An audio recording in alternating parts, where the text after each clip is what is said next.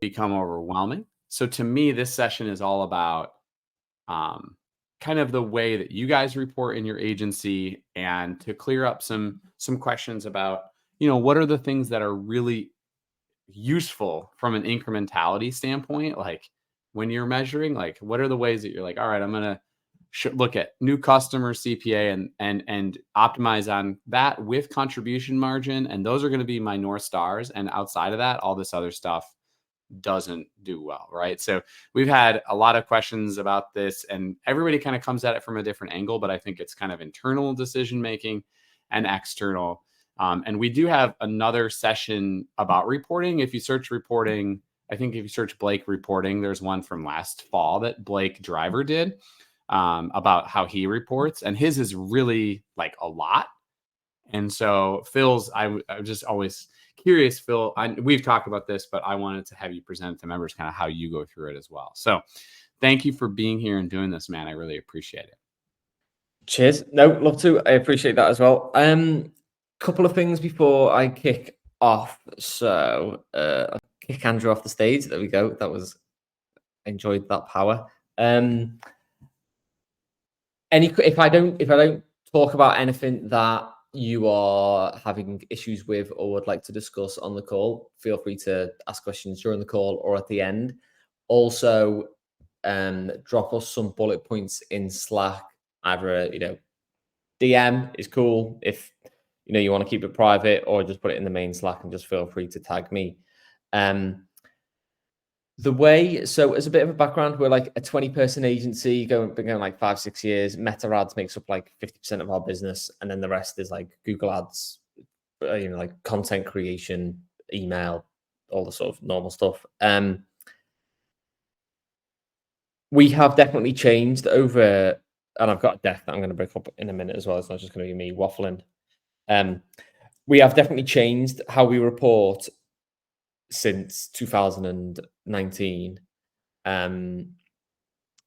just as the sort of the market has evolved. So we were on Swedo, I believe it was called, early days. That was really good. We then spent a lot of time on Watergraph. That was really good. So those are two platforms that I would recommend that you look at that don't really get that much attention. I think Watergraph probably gets a little bit more than Swedo at the moment. My focus for those sorts of platforms was also how good their customer service is. The chatbot, how good is their chat support? Because like I'm the MD. If one of my team members or like if one of you guys has an issue with a platform, I kind of want you or the team to be able to sort it themselves and not rely on me to, I have to spend all my time troubleshooting stuff. And I know a lot of people who use Supermetrics, which is obviously sort of like a legacy product. A lot of like agency leaders, unfortunately, had to spend a lot of their time fixing like Supermetrics connections in like Google Sheets, because the Google Sheet isn't working anymore. We need to fix it, and actually that becomes a bit of an issue. So how we've changed reporting, it has definitely changed over time, and we're very much focused on what is providing value to us day to day, what is providing value to our clients when we're on calls with them. I appreciate not everyone might be from an agency. There might be people in-house. Every time I mention like an agency or a client, every time I mention speaking to a client, I would just change that in your head to like an internal client, like your line manager or, the big boss, if you're a media buyer internally. I would just swap that out and think about our clients as sort of like your internal clients. So I'd say our reporting now is very fluid. It is very current, and it is definitely going to change over time. And yeah, if we find it's not adding value and it's generating more questions, we don't really do it that often. I would also caveat that our reporting is probably a little bit more manual than some agencies out there, but we do definitely use like Data Studio and Looker Studio. Sorry, not Data. Data Slayer and Looker Studio and some like Google Sheets connections. My preference is always to just get the numbers manually, put it together, and sort of like solve the problems, generate the questions, find the answers while I'm putting together the numbers. So yeah, but we'll jump into that. So let me share my screen and we can kick off. I feel like reporting mastery is that's a lot of pressure. That's a title. So there's going to be a couple of demo bits. It's not just going to be a deck the whole time. I'll jump into a couple of documents and you can see how the document started, how it's changed. There's a couple of like documents that we've used for the past year. So you can see like bits that we've added because that definitely happens. So one thing that we definitely changed as an agency was like reporting for reporting's sake. And I know there's been lots of Slack conversations about, how often do you send reports to clients? Weekly, monthly, bi-weekly, daily. And we definitely pulled back on the number of reports that we send to clients to we do very few weekly reports now, other than the clients that need them specifically for their sort of like individual reasons. And we now do a lot more like monthly reports. We still definitely speak to clients a hell of a lot, but a lot of that communication is more around sort of like strategy, sense checking, what's the vibe, rather than just sharing numbers back to them. And a big piece for us is we don't really share numbers to them that they could access themselves. We do a little bit, and then most of it will be on like what are the numbers actually telling us. So I think that's something that's really important. So just 3 key points on sort of like what I see are the objectives for reporting. So this first one I think is quite important for deciding how we should be feeling in the moment. I think naturally we might come online and, if you're feeling a bit crap internally about you had a bad morning, getting the kids off to school or whatever, that might fall into, I feel about a bit rubbish about ads reporting ad performance right now. So the reporting should be really helpful to make that decision black and white. Should I be happy about performance right now, or should I be sad? And sort of remove the emotion from that sort of like anecdotal decision that you might make about, what's the lay of the land right now. Or like a client might come to you and say, we're not doing very well at the moment. If you can pull together a report and say, actually, we're up year on year, we're up month on month, and actually you need to sort of like, we need to like rephrase, like, why do you feel like performance isn't that good anymore? Because it could be linked to something else that you don't actually have control over. So reviewing performance against target or forecast, obviously that then informs the next bit, which is that decision making. Should we scale up? Should we scale down? Do we need new product? Is product out of stock? The important thing why I put their business and platform is because, is this a business issue? Are we performing well as a business? Are we acquiring more new customers as a business? Or is it a platform level decision that we need to make? So like Shopify to Meta or Shopify to Google Ads. And that's quite different to the first point. And then the final point, which I think is more important for like an agency or, an internal client point of view, is really trying to communicate that value and building that trust. I shared something in Slack a while ago about, building trust over time. Reporting and communication is a really important part of building that trust. And defining the narrative, like I said in that first example, client might come to you and say, you know what, no, we're not doing very well at the moment. Actually, you could use a report, the data from the platform or from Shopify to actually change that narrative and actually be, you know what, you need to zoom out a little bit. And this is the best your business has ever performed. The client might be feeling like performance is bad right now because of what they're reading on LinkedIn, for example.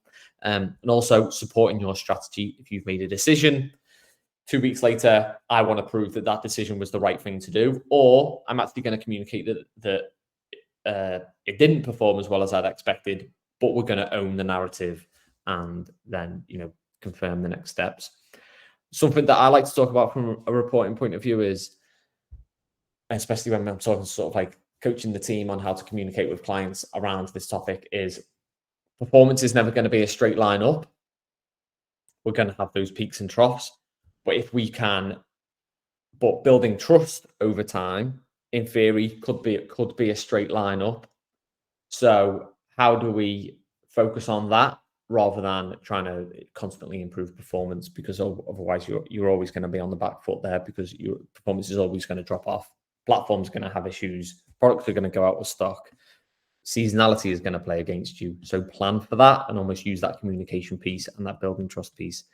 To build sort of like long-term relationships. I know that's a bit of a curveball against sort of like the reporting data focus of this call, but I think that is really important. And actually, if you don't think about that final piece, then we're just reporting for reporting's sake and not actually using it to, do all those things that I listed on the right there. If anyone's got any questions, feel free to click the little hand icon. I think you can just put your hand up or mute yourself, shout out, do whatever you want. No, we're not formal. So from a platform point of view, we are definitely using everything that is out there. And I think we've got a pretty good idea of how each platform uses. So Triple Whale, definitely using that. We had a number of clients that came on board with Triple Whale when it first came out and obviously like rode the wave that the Pixel was riding with iOS 14. So a couple of clients who are just using the paid dashboard, a couple of clients who are using the Triple Whale Pixel and using that to sort of double down on like Triple Whale new customer CPA, which definitely makes our job harder. Because obviously then it's sort of like cutting out a lot of the over reporting that Meta might do. And we do also have a couple of clients that are using the free dashboard. A couple of clients don't actually use the free dashboard at all, but we've just installed that. So it's on there because obviously it does a lot of like automatic calculations from a new customer CPA point of view. So as a minimum, I'd say most stores can benefit from that free dashboard just being installed as a starting point and see if you are using that day to day and if it's helping you to make better decisions or not. We do have a couple of clients who are using the Pixel, used the Pixel for a long time over the past 18 months and are actually starting to look at exiting out of the Pixel because the data in platform is what we like to call sort of directionally the same in enough cases.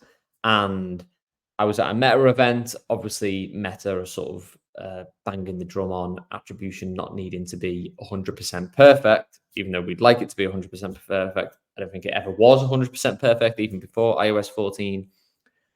But Meta's sort of quote was attribution just needs to be good enough to help us make better decisions.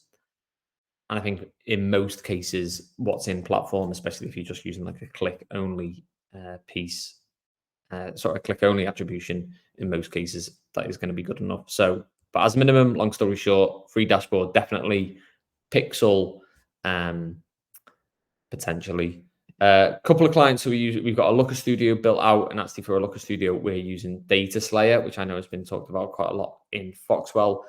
We don't actually use that Looker Studio that much from an internal decision-making point of view. That's more from a, here you go, we've built this report. This is yours now. You can access this whenever you want. Google Sheets, automatic or manual. Again, Data Slayer can connect into Google Sheets. I spend a lot of time in Google Sheets, and I'll show you a couple on the call as we go through it. Again, we do have Data Slayer connecting to it. I'm quite happy to go through manually inputting stuff. That does mean that it takes a little bit more time, but I always believe that if data is inputted automatically, I'm going to spend less time looking at it and I'm going to spend less time finding and spotting those like opportunities, anomalies, however you say that. And I found a lot of benefit from going through that manual input process. And always, if you are looking to sort of like build out a Google Sheets automated report, I would always recommend you build it manually, use it for a bit, and then hire someone to set up the automation once you've sort of like stress tested it. And then definitely in platform, just before we started the call, we were chatting with Danny, who mentioned, some clients are just using in platform. I am definitely a fan of in-platform data because of that directional correlation with what we see in triple whale. In most cases, it is similar or similar enough. Um, if Meta is reporting on, a £25 CPA and triple whale is reporting on a £50 CPA, as long as we try and improve that Meta CPA from 25 down to 15, that's still directionally the same. I don't care if it is actually a £25 CPA. I don't care. What I do care about is improving that performance and then actually zooming out and seeing if that actually makes an improvement to the business at a top line, sort of like contribution margin point of view. If we roll back to like 2020, I think it was 2020 when iOS 14 kicked off, and reporting changed massively from just what's in Ads Manager to, everyone started using UTMs a lot more than they were previously, which is obviously good. I spent a hell of a lot more time in Google Analytics, looking at last click, different attribution windows in Google Analytics. And what I found after like a good year is we spent so much more time in so many different places, but I don't feel like we made any better decisions with all of that information. And I feel like we're now making a lot better creative, a lot better decision making, and we're spending less time looking at the numbers and more time focused on sort of like the strategy and the decision making behind why are we making those decisions from a marketing point of view. I know this call is primarily about reporting, and what I'm kind of saying there is do less reporting and less number crunching. But if you improve your ability as marketers, it doesn't matter what reporting platform you're going to use, you're going to sort of drive better impact for that business. But we'll come back to reporting rather than the marketing piece. Timeframes. So we definitely use two different timeframes for our clients. Some clients who are still in scale mode, even like a couple of years after like the COVID boom, very much focused on month timeframes. How are we growing in the moment? As a classic example, like Freya, Take Stock, Bone Broth, really big brand for us. Been working with them for like over a year. If we were to look at year-on-year improvements, the percentages would be like 2,000% increase in revenue. And while that's great and we can give ourselves a big pat on the back, if we go back to that starting point, that information isn't going to help us make any better decision. And actually the trust with the client, if we were to talk about those sort of numbers, is actually going to get worse because, yeah, I know you're 2,000% up in the business, but you're spending X amount more. We're doing so much more from an organic point of view. It's just not accurate. So if you're still working with businesses in scale mode, like the boom days, then month on month is definitely the place to go. If you are working with businesses who are a bit older, a bit more of a legacy business, definitely more of a seasonal business, then year on year is always going to be easier. And again, is always going to help you make those better decisions. We've got a couple of brands like, Q4 gifting brands, a couple of wellness brands that do really well in Q1, a couple of brands that don't do very well in summer. So therefore, month on month isn't going to help you make any better decision because, December to January performance is going to improve massively. But January to January last year could actually tell a very different picture. So yeah, year on year for those businesses who are looking for sort of more marginal improvements. And that's more of sort of like an accurate business that's, going to have more sustainable growth over a long period of time. Where are we up to? Yeah, so forecasting and pacing. So I'll jump onto an example in a minute. I've spoke about this a couple of times in Slack. You might have seen the Loom. If we share the deck afterwards, the link to the message is there. The link to the Loom that I'll run through quickly is there as well. And the three things that I'm going to show you are template, how we use that for a brand, Boot Buddy last year, and how we're using it for a brand this year called Brandwin. So this might be really small on your screen. Hopefully it's not. So forecasting does come back to reporting because obviously reporting against forecast is really important. trying to start with a forecast could be quite hard because you're going to start off with a blank piece of paper, and then what do we do? Do we just aim for like 20% improvements? Do we just aim for 50% improvements? I do a really good job of explaining this in the Loom that I've linked, so I'm going to try and do as good a job. The way this forecasting template really works is it starts off with a yearly target, which would ideally be based on some sort of requirements from a stock or cash flow or business growth point of view to hit, investor goals. That bit lives on the right-hand side over here. You then take that, let me just drop that link to the Loom in the chat. Copy, where's the chat? There we go. And I'll drop the template in there as well. So you start off with the overall 12-month objective, and ideally this would be based on something that you need to do. We need to grow 10%, or we're going to have a certain amount of budget, or we're going to have a certain amount of stock available. You then take that 12-month goal and you divide it into 4 quarters. You then decide, what do we think each quarter is going to do to add up to that overall business growth? Year on year, we always do 50% of our business in Q4. Great. There we go. We've decided what we're going to do in Q4. Q3 is crap, so we're going to do less. Q1, we're launching a load of new products. That's going to do better. So you've split that yearly target into 4 quarters, and you do the same thing again for each quarter. February is great because of Valentine's Day, so we're going to do more than 33% of that quarter's performance in February, for example, and you divide each quarter into 3. And then you just work down from there. And that's the way this forecasting template really works. And you see I've added a couple of things here where what I've done on this example is, okay, we're going to do this in January. That means per day we need to be doing this. And the reason why I did this is because it's to try and benchmark this against where we currently are. So if we're currently doing 3.5K in revenue every day on average, and we've never done more than that, all of a sudden going into January, this forecast, after working back from 12 months, quarters into months, this January performance requires me to do double what we've ever done previously in a day.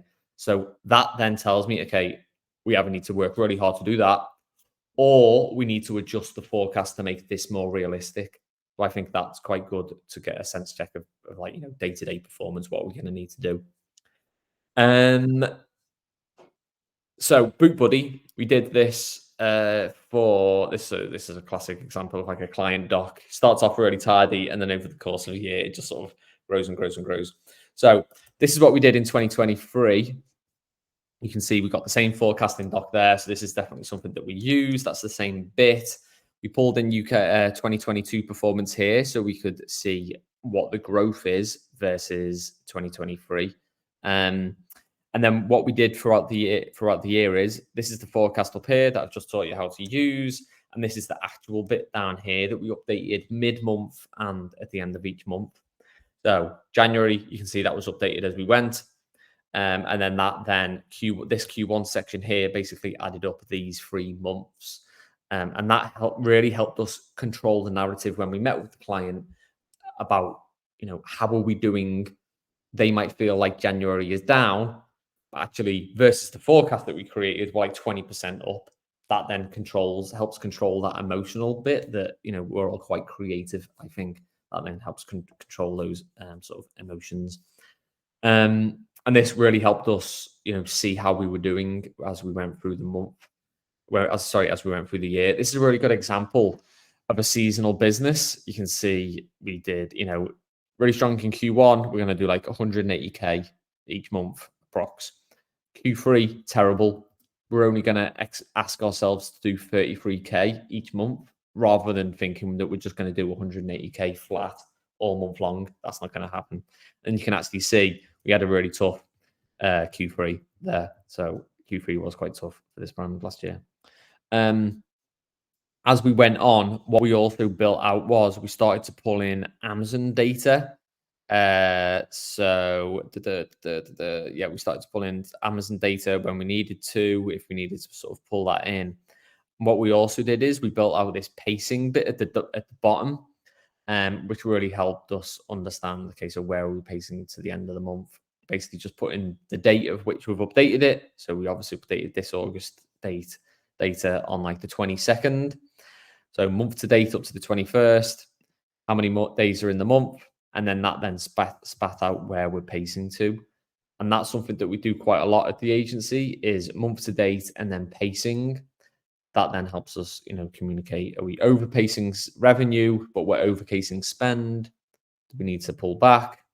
Or are we underpacing revenue, but overpacing spend? That highlights a different, narrative as well.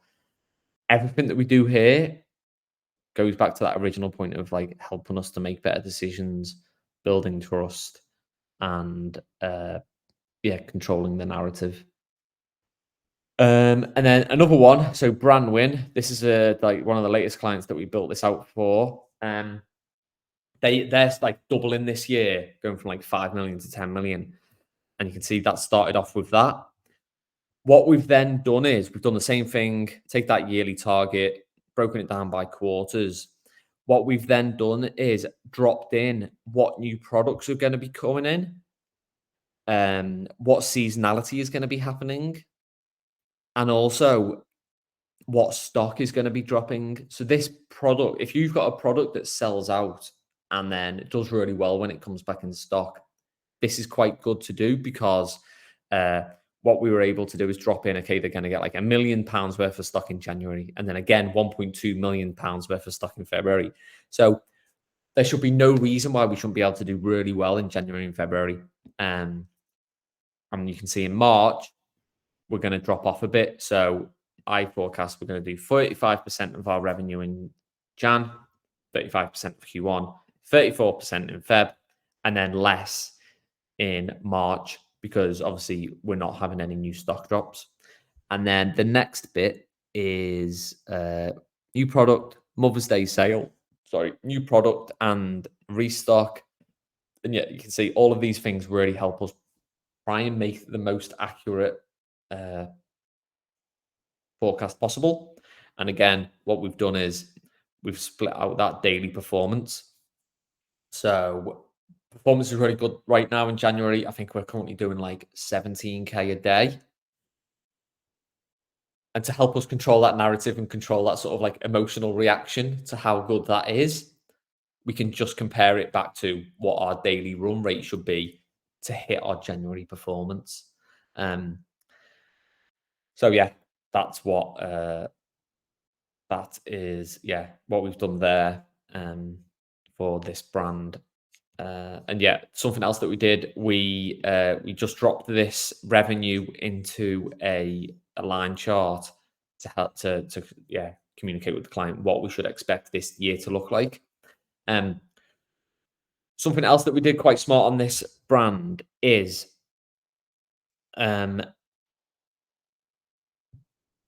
these guys, they have done really well growing the brand themselves, but they came to us expecting that, we need a 5x ROAS. So therefore we should get a 5x ROAS all year long. And actually what we did was we built out this forecasting template so that the ad spend is based on the MER. So we want to do 900K in September. And I think we'll get a 14% MER, which means that that's the ad spend.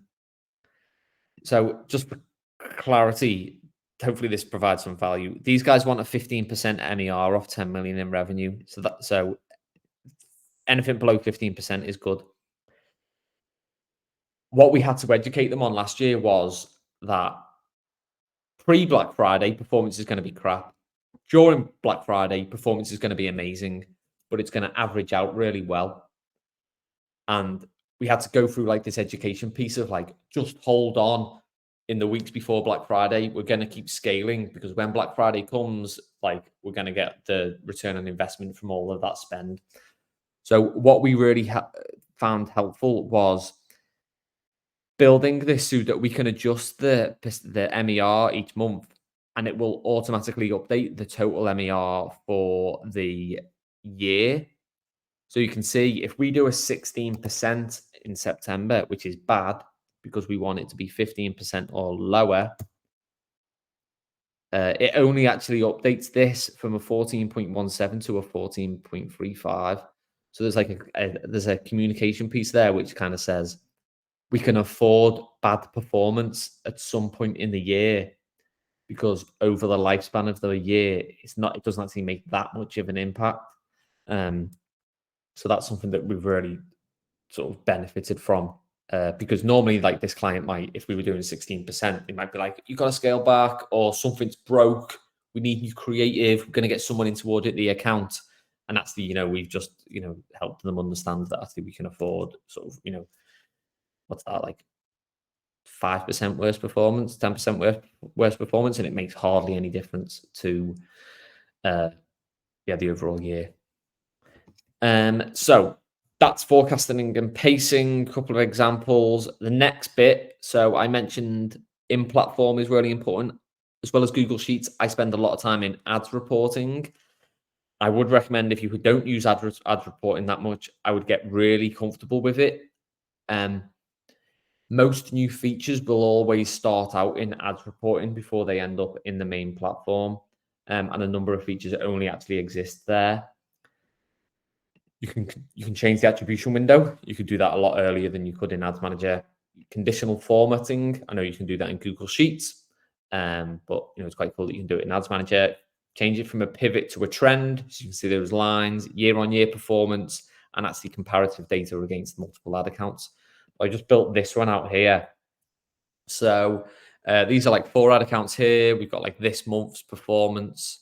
And what you can actually do is just drop in here, standardized attribution setting, and now they're all on 7-day click, 1-day view, irrespective of what is set at each individual campaign level. You could also change that to, like 1-day click, to understand what the 1-day click performance is like. Trend, I think, is really cool. You can then just change out the metrics. Some people might be watching this thinking like, yeah, I use this all day. Why are you telling me about this? But I'm always surprised by what new features are in here. So it's obviously that's comparing it per ad account, but you can just then filter that by one ad account. You only get the attribution window change if you have more than one ad account selected. So I would always do that. You can just have like a dummy ad account that's got no spend in it to get the feature. And then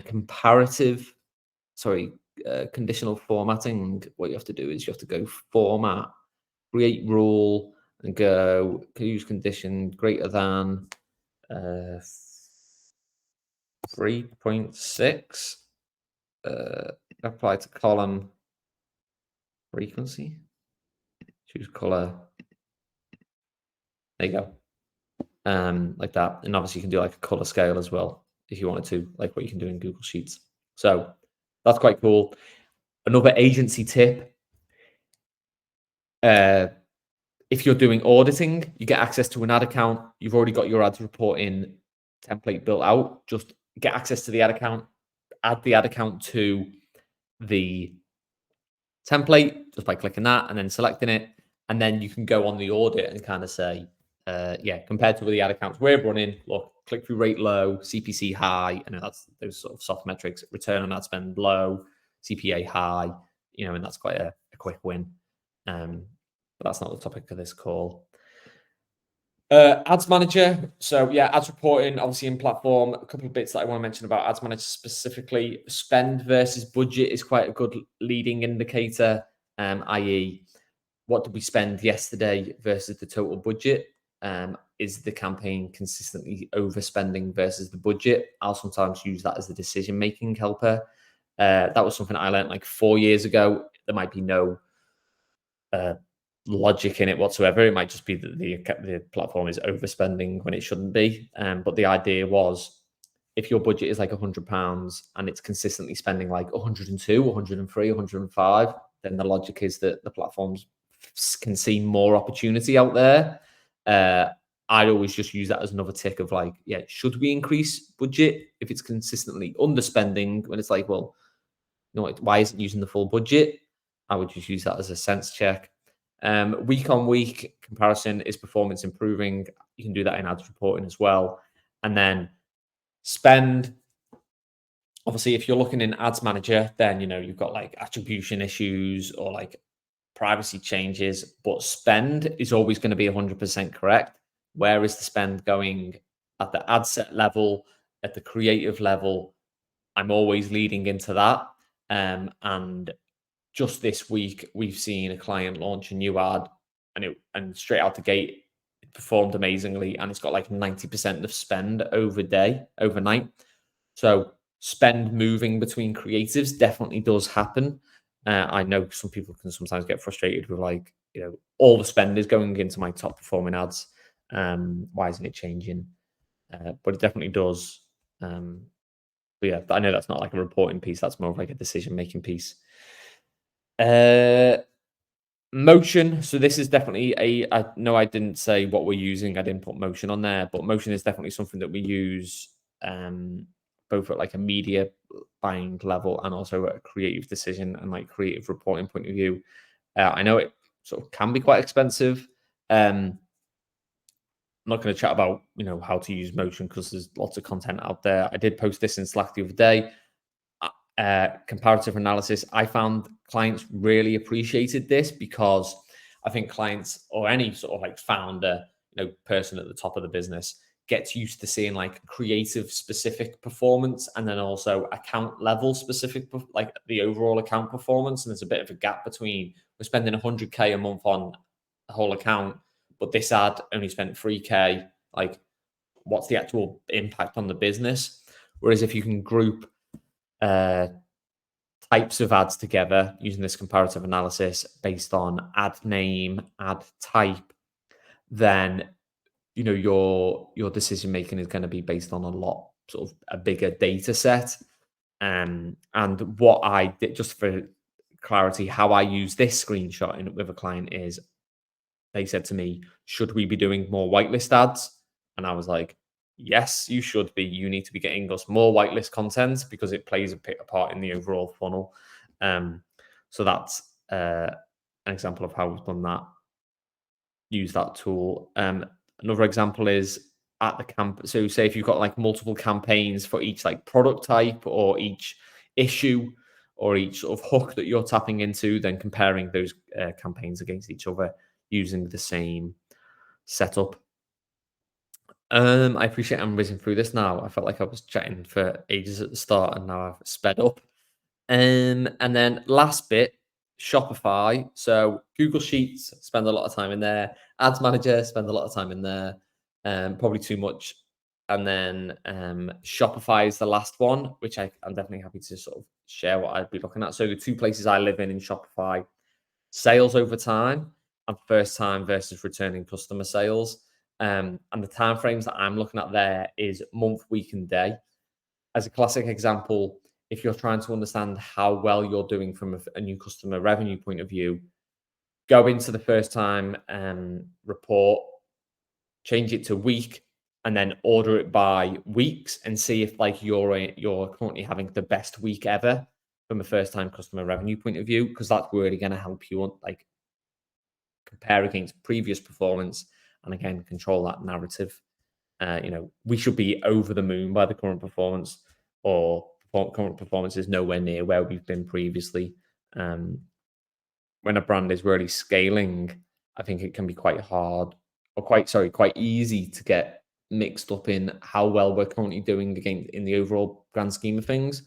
And yeah, looking in Shopify at the overall trend of daily, weekly, monthly sales, either total sales or just first time customer sales is really important. I'll just break for a minute while I have a glass of water. Feel free to drop any questions in the chat or unmute yourself, or we can all stay quiet.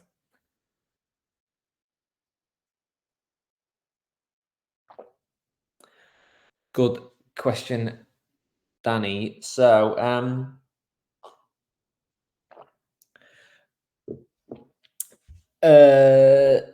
Do we do the forecasting and pacing work before starting with all clients? Long answer. So short answer long is no. We don't. Primarily because that's a lot of work to do for free. Especially in a sort of like a competitive pitch. I'd love to hear what anyone else is doing if they think that's the wrong answer. We will do a much simpler version than this. Like 3-month forecast. You're currently spending 5K a month, and we're going to go from 5K to 15K, and therefore we think ROAS is going to go XYZ, and therefore your revenue is going to go ABC, and we'll do it at that sort of level. Really to sort of like set expectations. We have definitely experienced it where we have done this level of forecasting too early, and actually it shot ourselves in the foot because if a client has come on board who isn't that financially literate, this could be quite eye-opening around how successful is my business. And could actually sort of, which is good because in the long run, like that, a brand like that isn't really going to work with an agency because they're going to find out sooner or later, how profitable their business is. So that's something that we've experienced before. But if that's a journey that the client needs to go on, the brand needs to go on, then they need to go on it. So yeah, long answer short, we'll do some amount of sort of like platform forecasting, like where do we think we can get you to based on what you're trying to do. Like keep spend the same, improve performance, double spend. What's that going to do? Something like this, we'd usually try and build out within the first like couple of weeks. So like that strategy period of working with a client, or coming to the end of the year. Something else that we do on this one, which I didn't mention, which Steph. So we've got two Stephs. Steph, one of the other directors, and then we've got second Steph, who spent like 10 years working brand side, and she's now sort of like a strategy lead for us. So she's like our secret shopper. She used to be on the client side, and something that she learned really well from being like 10 years in like fashion ecom is if we miss our Q1 performance, ideally we shouldn't take that with us into Q2, because that's going to compound. And over the year, if we keep missing our monthly performance and our quarterly performance, that's going to make the job harder each month. And there might be something fundamentally wrong, which is stopping us from hitting that performance, or the forecast could be really incorrect and based on the wrong things. So what we actually try and do is overperform each quarter, which means like the next quarter we've got an easier job, and or if we miss the quarter performance, we sort of like we put a full stop there and park that quarter, and we don't then make this quarterly performance like harder unless there's a really good reason why, like the Brandwin example. Q2 is going to be insane, so therefore if we miss this £1 million revenue, we probably could add a little bit on there because we've got brand new product, Mother's Day sale, which is going to be huge, a restock, and also a new colorway. So in that example, we probably would try and like add a bit of fat onto this period, but only if there was like a really good reason. So yeah, I think that's like, as you start off January going into the year, you don't want like this like ball and chain tied to your leg that just gets heavier and heavier as you go through that year. I think that's really important. Any other questions? I hope there was some value there. Feel free to ask any questions about any of the topics at all whatsoever. Who's got their hand up? Let me put you on the stage. Lucy. Hi, Phil. Hi, Phil. Thank you. That's really useful. I use your forecasting doc already, so for a couple of clients at the beginning of the year. I just wanted to ask you, with your reporting, when you pull all those different sources together, what does your monthly deck look like? Like, how do you present that? Yeah, really good question. I not as fancy as it could be. In most cases, it's a table or a text box. So really quite manual. Which is basically, revenue month to date, blended CPA, and then like a blended ROAS, basically whatever the most important metrics are that we're being challenged against. And we'll start top down. So we'll start off with business performance. So that's like Shopify level data, total ad spend. And then we'll then put a full stop on that. And then we'll go into the platform level data. And it'll be, for each one of those sections, it'll be what's the target, what's the performance versus the target, and then what are we pacing to? And then that'll then control the narrative and say, okay, well, therefore we need to scale up, scale back, fix something. We're doing a great job. So yeah, it's definitely quite manual and quite basic. But what we almost try and do is like under-report on the call so that there is breathing space so that the client can like engage with it. I think that's important. What we found was, especially on clients who were doing like a couple of services and we had tons to say, it was like an hour's call, the client would have like 2 minutes to talk. And that's just a bit boring. They're not going to engage with that. Yeah, that's interesting, because I use Data Studio and sometimes put everything in there, so all the text, to build it within there, so it's then like a nice deck. But sometimes, but then when you want to pull out different bits from different sources, it can be a bit limiting without, so maybe, like you said, doing it a bit more manual could be better. Yeah. How do you find clients engage with the calls? The calls are great, but sometimes I think there's just too much on some of the, stuff I pull through Look Studio. I just think it's too much for them. They just want to know the top line and, like you say, what it's affecting. So the calls are always really good, but I sometimes feel like there's tumbleweed on some reports. There's just too much and they don't know what to say about it. So maybe that's a learning point. Yeah. That's definitely something that we've given a lot of feedback to the team internally, is to just say a hell of a lot less. Yeah, definitely. I think that's what I'm leaning to now.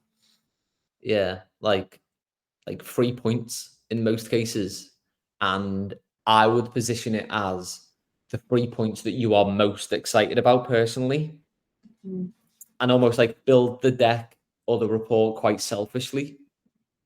Like build it for, I think most people naturally build it for like they're going to want to see all this information. But if you build it for you so that you're excited by it, it's all the stuff that you're interested in, you're going to then communicate that in an excited and like passionate way. And then that ticks the box of that trust piece.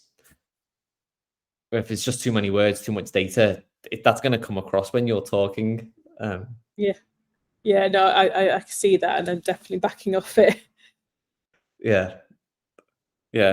It took us a long time, and the easy thing is to just like slip back into it, because you almost want to, especially if it's like a monthly call or like even like a bi-weekly call, you always want to like prove all the things that you've been doing. Yes.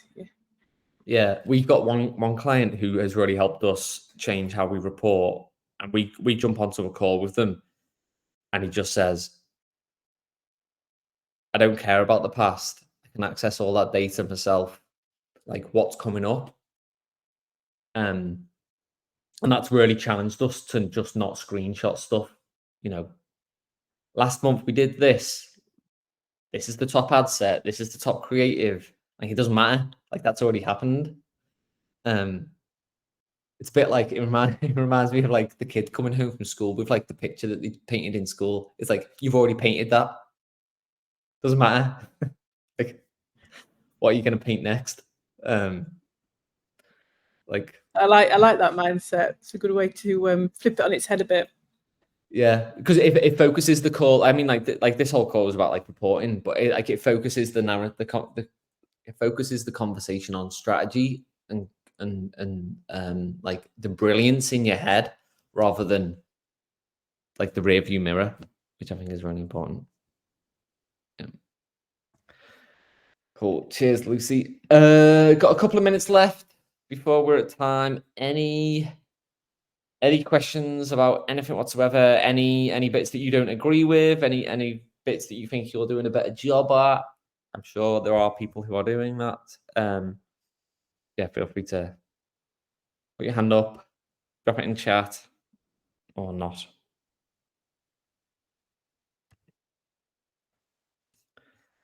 If not, we can have some time back. Cool.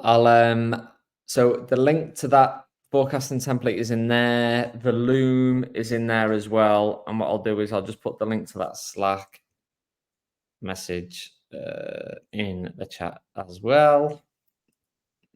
There we go. I'll say bye and then I'll stop recording. So thanks everyone for watching. Hope you found it useful. Like I said at the start, if there's a bit that we didn't specifically talk about from like an LTV automation point of view, reach out, put it in Slack.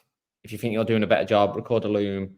And yeah, let's keep the conversation going. And like Andrew said, I think there's another one coming up because definitely people do it in different ways. But yeah, thanks very much for the nice comments. Let me